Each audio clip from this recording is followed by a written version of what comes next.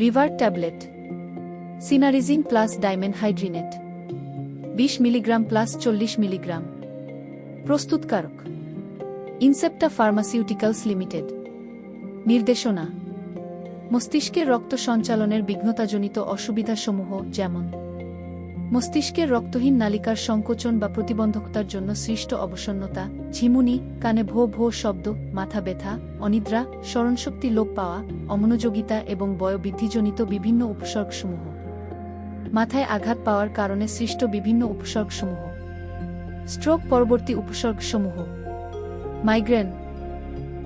Peripheral রক্ত সঞ্চালনের বিঘ্নতাজনিত অসুবিধাসমূহ যেমন মাংসপেশির তীব্র অনৈচ্ছিক আক্ষেপ এবং রক্তনালিকার বিভিন্ন কারণে সংকুচিত হওয়ার ফলে সৃষ্ট উপসর্গসমূহ যেমন গ্যাংগ্রিনের পূর্ববর্তী অবস্থায়, রাত্রিকালীন খিঁচুনি, হাত ও পায়ের তালু ঠান্ডা হয়ে যাওয়া, অবসন্নতা, ভেরিকোস, সৃষ্ট ক্ষত।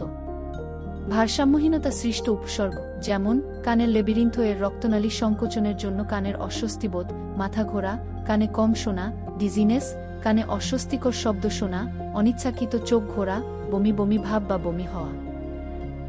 ভ্রমণজনিত অসুস্থতায় রেজিস্টার্ড চিকিৎসকের পরামর্শ মোতাবেক ওষুধ সেবন করুন।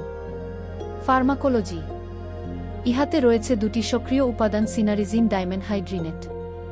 এই দুটি উপাদান দুটি ভিন্ন গ্রুপের ওষুধ। সিনারজিন ক্যালসিয়াম বিরোধী এবং ডাইমেনহাইড্রিনেট একটি অ্যান্টিহিস্টামিন। উভয় উপাদানই ভার্টিগো, মাথা ঘোরা অনুভূতি এবং বমি ভাব, অসুস্থ বোধ করা এর লক্ষণগুলি কমায়। সিনারিজিন এবং ডাইমেনহাইড্রিনেট এর সমন্বয়টি পৃথক যৌগের চেয়ে অধিক কার্যকরী। মাত্রা ও সেবনবিধি প্রাপ্তবয়স্কদের একটি ট্যাবলেট দৈনিক 3 বার খাবারের পরে সেবনযোগ্য। 18 বছর বয়সের কম বয়সী শিশু এবং কিশোর। ইহা 18 বছরের কম বয়সী শিশু এবং কিশোরদের জন্য সুপারিশ করা হয় না, কারণ এই বয়সের জন্য ইহার ব্যবহারের কোনো তথ্য পাওয়া যায়নি। বয়স্কদের প্রাপ্তবয়স্ক রোগীর সমপরিমাণ। রেজিস্টার্ড চিকিৎসকের পরামর্শ মোতাবেক ওষুধ সেবন করুন।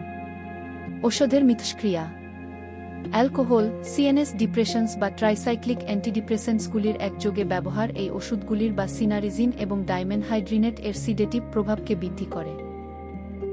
অতএব সিনারিজিন এবং ডাইমেনহাইড্রিনেট গ্রহণের সময় এই ওষুধগুলি ব্যবহার করা উচিত নয়। প্রতিনির্দেশনা সিনারিজিন এবং ডাইমেনহাইড্রিনেট মারাত্মক হেপাটিক প্রতিবন্ধকতাযুক্ত রোগীদের ক্ষেত্রে ব্যবহার করা উচিত নয়। সিনারিজিন এবং ডাইমেনহাইড্রিনেট এর প্রতি অতিমাত্রায় সংবেদনশীল রোগীদের ক্ষেত্রেও প্রতিনির্দেশিত। এছাড়া অ্যাঙ্গেল, ক্লোজার গ্লুকোমা, খিঁচুনি, অন্তঃমস্তিষ্কর চাপ বৃদ্ধির ক্ষেত্রে এবং অ্যালকোহলের আসক্তি অথবা মূত্রনালীর বিঘ্নতাজনিত কারণে মূত্ররোধ হলে সিনারিজিন এবং ডাইমেনহাইড্রিনেট প্রতিনির্দেশিত। পার্শ্ব প্রতিক্রিয়া তন্দ্রা, শুষ্ক মুখ, মাথা ব্যথা এবং পেটে ব্যথা হতে পারে। এছাড়া দৃষ্টিশক্তির ব্যাঘাত, অ্যালার্জি প্রতিক্রিয়া, আলোর প্রতি সংবেদনশীলতা এবং প্রস্রাবের অসুবিধা কদাচিৎ দেখা দিতে পারে। অন্যান্য সম্ভাব্য পার্শ্ব প্রতিক্রিয়াগুলো হল ওজন বৃদ্ধি, কোষ্ঠকাঠিন্য, বুকের আটসাট হওয়া, জন্ডিস, অ্যাঙ্গেল, ক্লোজার গ্লুকোমা আরও ক্ষতিগ্রস্ত হওয়া, অনিয়ন্ত্রিত চলাফেরা, অস্বাভাবিক উত্তেজনা ও অস্থিরতা এবং চর্মের তীব্র প্রদাহ। গর্ভাবস্থায় ও স্তন্যদানকালে গর্ভাবস্থায় এবং স্তন্যদানের সময় ডাইমেনহাইড্রিনেট এবং সিনারিজিন ব্যবহার করা উচিত নয়।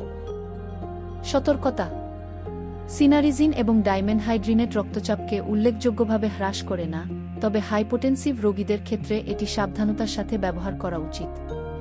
গ্যাস্ট্রিক জ্বালা হ্রাস করতে খাবারের পরে সিনারিজিন এবং ডাইমেনহাইড্রিনেট গ্রহণ করা উচিত। পার্কিনসন রোগে আক্রান্ত রোগীদের সিনারিজিন এবং ডাইমেনহাইড্রিনেট দেওয়ার সময় সাবধানতা অবলম্বন করা উচিত।